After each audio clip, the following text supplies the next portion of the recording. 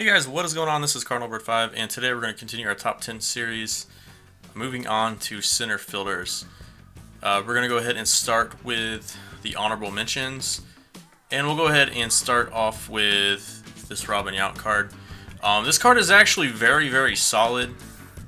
Don't get me wrong, I mean, I considered putting this card in the top 10. He hits lefties real well.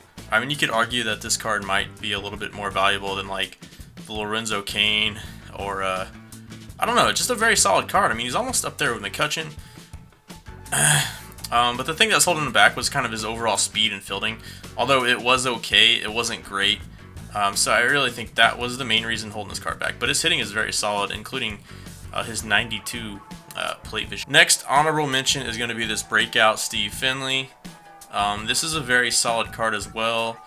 You can see this card's a little bit better defensively than the Robin Yount. The only problem with this card, in my opinion, is he would be kind of, you know, as a platoon guy.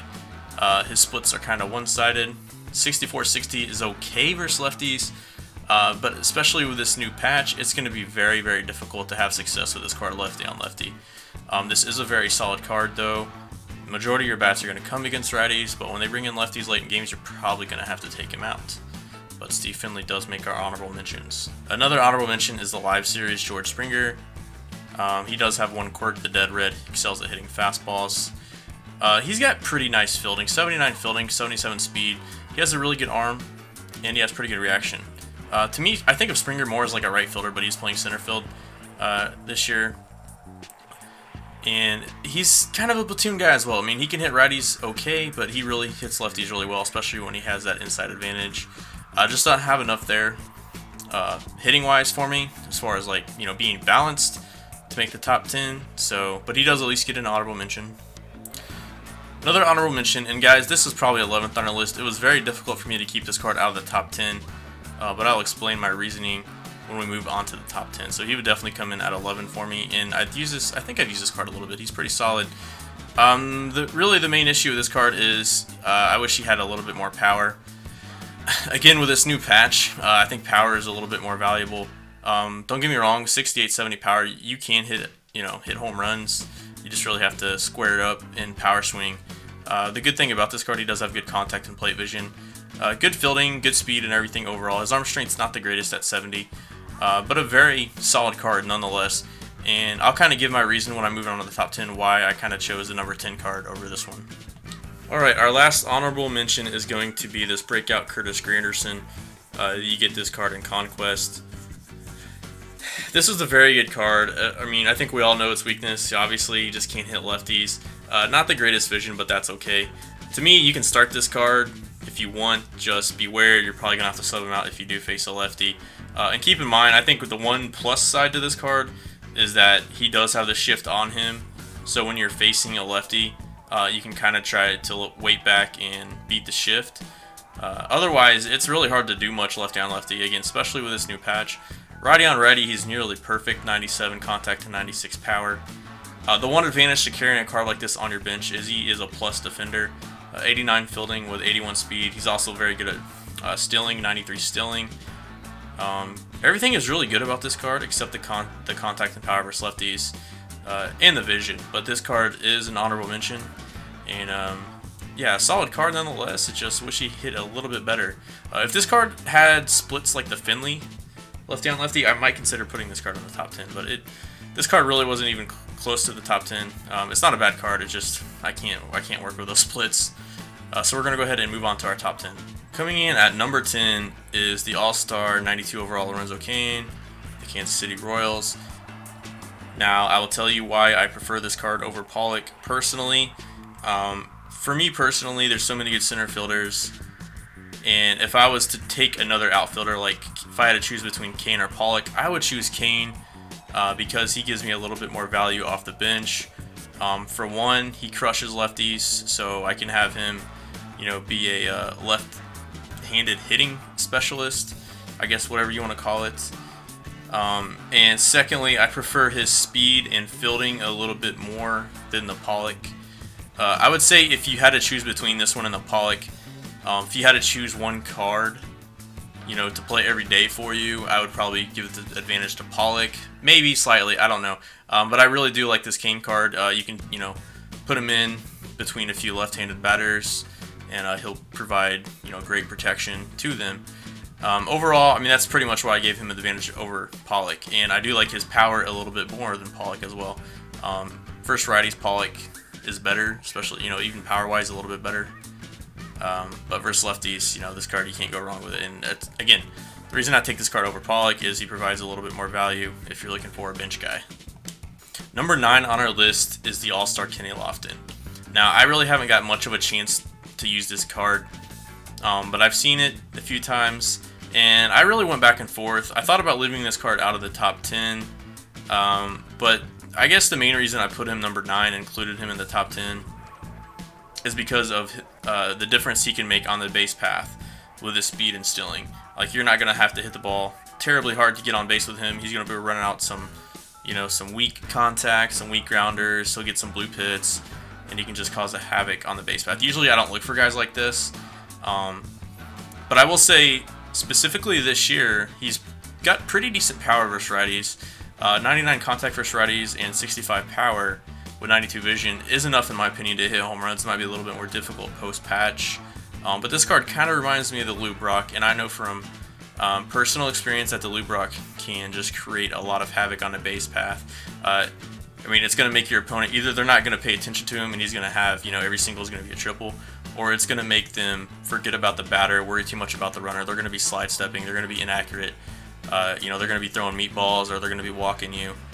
This card is basically just a difference maker on the base pass, and he comes in at number 9. Coming in at number 8, and this might surprise some of you, and it honestly kind of surprised me. Now, I had, you know, I'm going to call him BJ Upton, because that's what he was in Tampa. I had BJ Upton out of the top 10 for a while. Then I really thought about it. Who would I rather use? Would I rather use BJ Upton, Kenny Lofton, Kane, or Pollock? I think out of those 4, I would personally take BJ Upton. And then I think, you know, BJ Upton, between BJ Upton, Lofton, Kane, you could even throw Robin out in there, and Pollock, and probably our next guy. You can probably put them in any order you want. It's really kind of preference. Again, I kind of favor power. And BJ Upton, not only does he have power, he's a very balanced hitter. He has 80 power versus righties and 84 power versus lefties. The contact is doable for me. I can work with 69 and 65 contact. Vision's not the greatest, but I can work with that. Probably not want to power swing too much of this guy. Use normal swing. But this guy also has really good fielding. 78 fielding. The fielding itself isn't the greatest, but he has really good reaction and a plus arm in center field, or wherever you want to put him. He's got 87 arm strength. And I think something really underrated about this card is his speed and base or stealing. So, you know, if you were to ask if I'd rather have this card or the Kenny Lofton, I would rather have this card overall, because yes, Kenny Lofton's a little bit better on the base pass, but I think in the long run I'll be able to hit better with this card, and the offense will be a little bit better, in my opinion, and a little bit more consistent with this Melvin Upton Jr. card. And he comes in at number 8.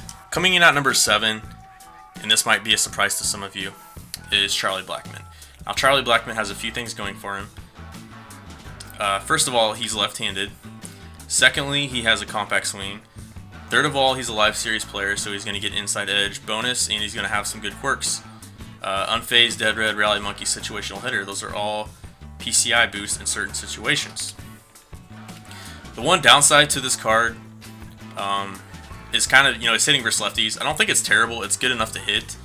And his fielding and speed and all that's not the greatest, but I believe it's going to get the job done in center field.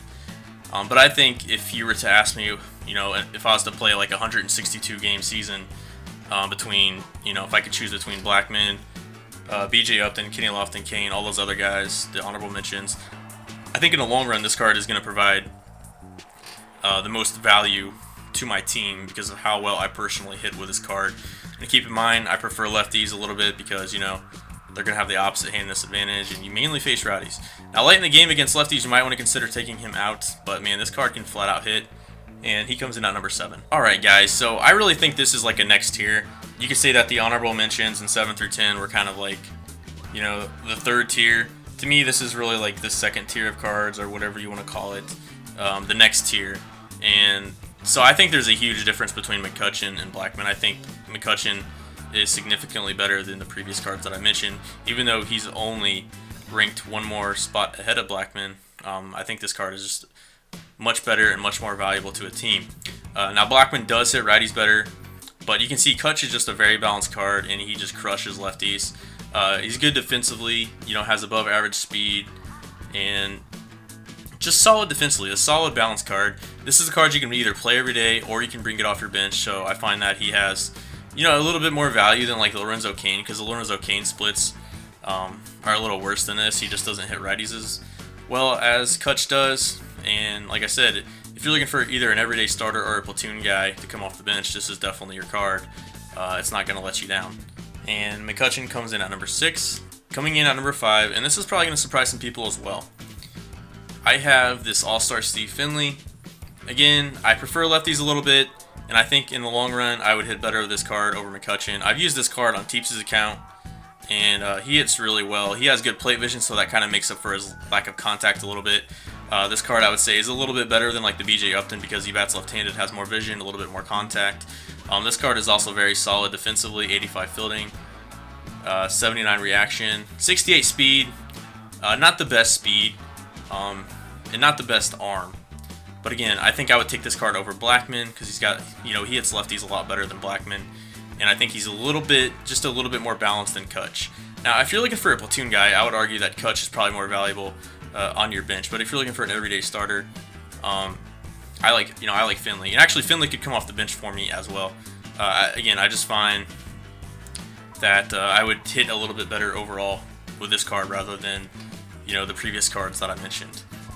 I'm a huge fan of the Finley cards, and this one's actually rated lower than the previous Finley, but again, I just like his balance. And this card comes in at number 5. So next, we're gonna get into the big dogs, the heavy hitters.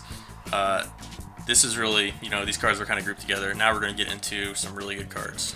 So really, these next 3 cards you can put in any order that you like. This is just my personal preference, and I've used these cards quite a bit, and I'll talk about the next few when we get there. But coming in at number 4, I have Andre Dawson. Now this is just a complete card. I mean, I'm telling you, it's a 99 overall, very balanced. You get it by doing the Nationals Team Epic. This card can hit righties or lefties. It's got good vision, outstanding fielding. Like if you get this card, you're not going to need to replace it. He's going to have a spot in your outfield somewhere, at least in my opinion. I don't know. But the fielding, the arm strength, everything is great about this card. The only thing I will say is this card, he has kind of a close stance. He kind of crowds the plate a little bit. And personally, I thought I was doing bad with this card. I really thought I was like struggling. I felt like I just couldn't pull pitches. I felt like I couldn't keep anything fair. And when I did turn on it, it just wouldn't travel. But I looked at his stats at the end of the day, and let's look at his stats right now. I looked at his stats at the end of the day, and I hit fantastic with this card. He does get some kind of BS hits, especially with how this gameplay, or the gameplay, the hitting engine is working this year. This guy is the Just Lake King. I think it also has to do with his spray chart. It seems like he's more of like a balanced / push hitter. And man, this guy, he can just hit that right center gap. He can hit some, just like bombs. And it's really hard to get the pitch in on his hands. It's called a ball a lot, and if you barely pitch in, he kind of does that bailout animation. But you guys can see I crushed with this card for 0.2 average, 428, 51 home runs. So he does really well for me. And honestly, these next 3 you can put in any order too. We're going to go ahead and move on to the 3rd one. And the next one on our list is Mike Trout. You honestly can make an argument for Mike Trout being number 1, kind of. We'll get to that in a minute. But I think this card's a little bit better than Dawson. Yes, I will say that Dawson is a slight upgrade defensively, mainly with the arm strength. But this card has good fielding, good speed, above average reaction. But in my opinion, this card's a little bit better of a hitter than Dawson. Kind of has more of a normal stance and normal swing. And his attributes are all 90 plus, so he hits righties a little bit better than Dawson as well, in my opinion. Dawson does have better vision. That is one thing. I'm personally like, vision's nice to have, but I don't think it's necessary if your guy has 90 and 97 contact. But really, what stands out about this card is yes, he's a live series, and yes, he's hurt right now, so he doesn't have inside edge, but he still has these quirks, and he probably has the best well, I don't know if he has the best quirks in the game, but he's, you know, some of the best. First pitch hitter, unfazed, dead red, and breaking ball hitter. So if you throw this guy a fastball or a breaking ball, he's going to get another bonus to his PCI. He's going to get a bonus for hitting with 2 strikes, and he's going to get a bonus swinging at the first pitch, which I don't always recommend. It's kind of weird that Mike Trout got that in the first place.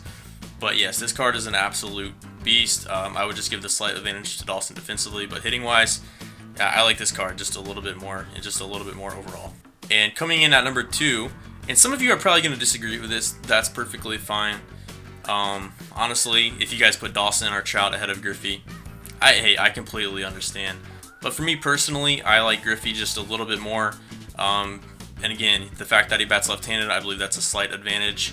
The fielding, I would say, is, you know, a little bit better than Trout's, and it's comparable to Dawson. Dawson has a better arm, but Griffey has a little bit better reaction and fielding overall. Dawson has +3 speed, I think, as well. If there was a downside to this card, I mean, first of all, he crushes righties. He hits righties better than Trout and Dawson, in my opinion, and the fact he bats left-handed. He only has 70 contact versus lefties. I really don't find that to be a huge deal. He still has a 96 power, so your PCI is going to be a little bit smaller, but I'm fine with it. You know, I can handle it, and I personally think this card's a little bit more valuable than the previous 2 by just a hair. They're all 3 really, really close. Let's go ahead and get into our number 1, and it's pretty obvious. It's stupid PP, Pepe, whatever you want to call him. I know his name is Pepe, guys. I just like calling him PP.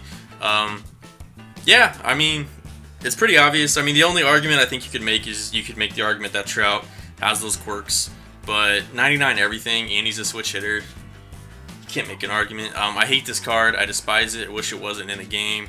I thought about leaving it out of the top 10, but I mean, it's in the game. It's there. Again, I don't want to get into a big old spiel about, you know, complain about this card, but he is number 1, and that's gonna do it for the top 10. Let me know what you guys think of my list. I'm sure a lot of you will disagree. I mean, this is personal preference, and the way you play and your skill level is going to vary a lot from everybody, so everyone's going to have different opinions. But let me know what you guys think, and give me your guys' top 10 if you can. Anyways, this is Cardinal Number 5 signing out.